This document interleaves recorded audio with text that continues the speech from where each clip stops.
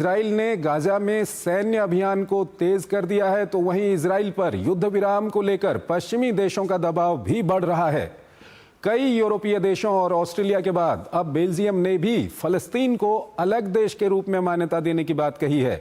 इस सब के बीच अमेरिकी राष्ट्रपति ट्रंप ने भी माना है कि गाजा में इजराइल के सैन्य अभियान के कारण अमेरिका में इजरायली लॉबी कमजोर पड़ रही है। आइए पहले आपको एक रिपोर्ट दिखाते हैं और फिर इस पर अपने विशेषज्ञ मेहमान के साथ चर्चा करेंगे। एक तरफ इजराइल गाजा शहर पर पूर्ण नियंत्रण हासिल करने के लिए बड़े सैन्य अभियान में जुटा हुआ है, तो वहीं उसके पश्चिमी सहयोगियों का झटका देने का सिलसिला भी जारी है। गाजा शहर पर कब्जे को लेकर प्रधानमंत्री बेंयामिन नेतन्याहू और सेना प्रमुख इयाल जमीर के मतभेद कम होते दिखाई नहीं दे रहे हैं।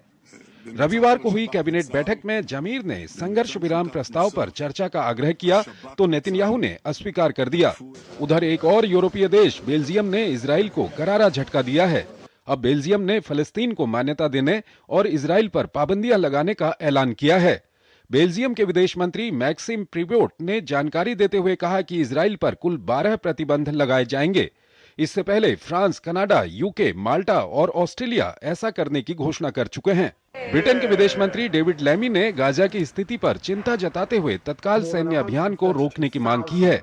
इस बीच अमेरिकी राष्ट्रपति डोनाल्ड ट्रंप ने चेतावनी देते हुए कहा कि गाजा जंग से इजराइल का काफी नुकसान हो रहा है, खासतौर से अमेरिकी संसद में। उन्होंने कहा है कि कभी कांग्रेस में सबसे मजबूत लॉबी इजराइल की हुआ करती थी, लेकिन अब वो पहले की तरह प्रभावशाली नहीं रही है। ट्रंप ने कहा है कि इसमें कोई संदेह नहीं है कि इजराइल इस जंग को जीतेगा, लेकिन दुनिया में समर्थन और सहानुभूति खोता जा रहा है। हालांकि उन्होंने गाजा शहर पर कब्जे की इजरायली योजना के समर्थन के संकेत दिए हैं। उधर इजराइल हमले में हुती समर्थित सरकार के प्रधानमंत्री अहमद अल रहावी और कई अन्य मंत्रियों की मौत से बौखलाए संगठन ने लाल सागर में एक टैंकर पर हमला करने का दावा किया है। समूह ने सोमवार को इजरायली स्वामित्व और लाइबेरियाई ध्वज वाले जहाज को निशाना बनाने की बात कही। हुती समूह की ओर से लाल सागर में ये ताजा हमला है। इससे पहले जुलाई में 2 टैंकरों को डुबो दिया था। दरअसल गुरुवार को इजराइल ने एक बड़े हमले में हुती की राजनीतिक शाखा की टॉप लीडरशिप की हत्या कर दी थी। इसके बाद हुती समूह ने संयुक्त राष्ट्र के दफ्तर में छापा मारकर 11 कर्मचारियों को हिरासत में ले लिया। इन लोगों पर इजराइल के साथ सहयोग करने का संदेह है। गिरफ्तार होने वालों में विश्व खाद्य कार्यक्रम के 7 और यूनिसेफ के 4 कर्मचारी शामिल हैं। यूएन ने इस कदम को मनमाना और मानवीय काम करने वाले संगठनों पर सीधा हमला बताया है। हुती ग्रुप इससे पहले भी यमन में संयुक्त राष्ट्र संघ के कर्मचारियों को अमेरिका और इजराइल के लिए जासूसी करने के आरोप में गिरफ्तार कर चुका है। विश्व खाद्य कार्यक्रम युद्धग्रस्त यमन में कार्यरत सबसे बड़ी मानवीय एजेंसियों में से एक है।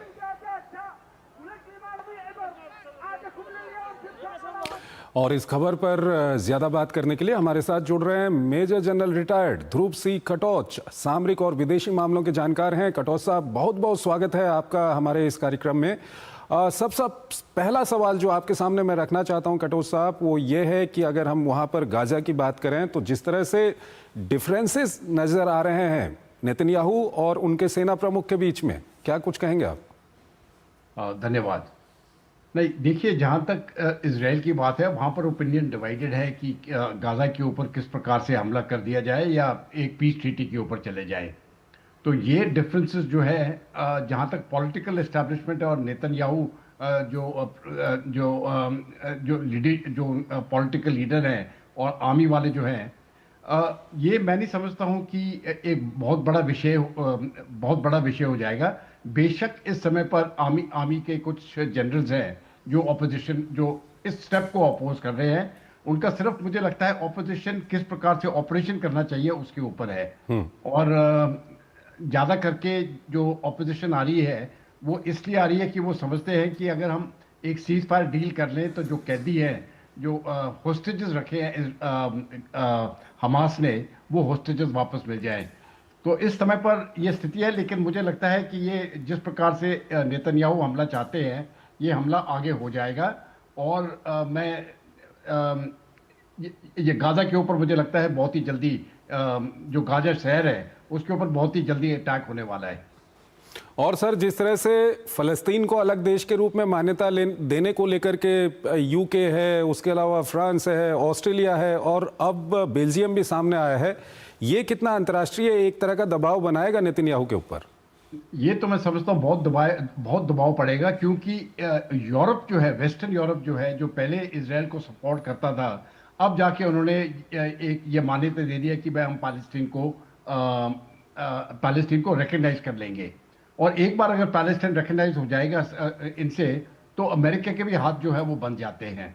इस समय पर अमेरिका अभी तक भी जोर लगा रहा है, और उन्होंने प्रेसिडेंट ट्रंप ने भी कह दिया कि वो इस समय पर वो रिकग्निशन नहीं दे रहे हैं। लेकिन अगर पूरा यूरोप अगर रिकग्निशन दे दे, तो साथ ही एशिया और साउथ अमेरिका की तरफ से, अफ्रीका की तरफ से रिकग्निशन आ जाएगी, तो अमेरिका आइसोलेटेड हो जाएगा। तो मुझे लगता है कि ये जहाँ तक इजराइल की बात है, ये इजरायली लीडरशिप के लिए, खास करके नेतन्याहू के लिए जरूर चिंता का विषय है। और कुछ इस तरह की अपुष्ट खबरें भी आ रही हैं कि अगर फ़लस्तीन को अलग देश के रूप में मान्यता देने के लिए इस तरह से देश एक के बाद एक सामने आते रहे, तो इजराइल वेस्ट बैंक पर पूरी तरह से कब्जा करने का कदम उठा सकता है। क्या इजराइल ऐसा कर सकता है क्या? नहीं, देखिए, जहाँ तक वेस्ट बैंक की बात करते हैं, काफ़ी इजरायली इस्टेब्लिश जो विलेजेस वगैरह हैं, जो सेटलमेंट्स हैं, उन्होंने पहले से ही वहाँ पर बना दिए हैं। और जहाँ तक जो सिक्योरिटी का बंदोबस्त है, वो पूरा इस समय पर इजराइल का ही है। वो पैलेस्टीनी अथॉरिटी की सिक्योरिटी में कोई हाथ नहीं है। वो पूरा कंट्रोल, बेशक गवर्नेंस पैलेस्टीनी अथॉरिटी कर रही है, लेकिन सिक्योरिटी का कंट्रोल उनके हाथ में है। मुझे नहीं लगता है इसमें कोई खास इजराइल को कोई खास फायदा होगा वेस्ट बैंक के ऊपर इस प्रकार का कदम उठाने का। लेकिन जहाँ तक गाजा शहर है, वहाँ पर उनकी जो हमास की जो पॉलिटिकल अथॉरिटी और मिलिट्री अथॉरिटी है, वो वहाँ पर है, वो उनका गढ़ है।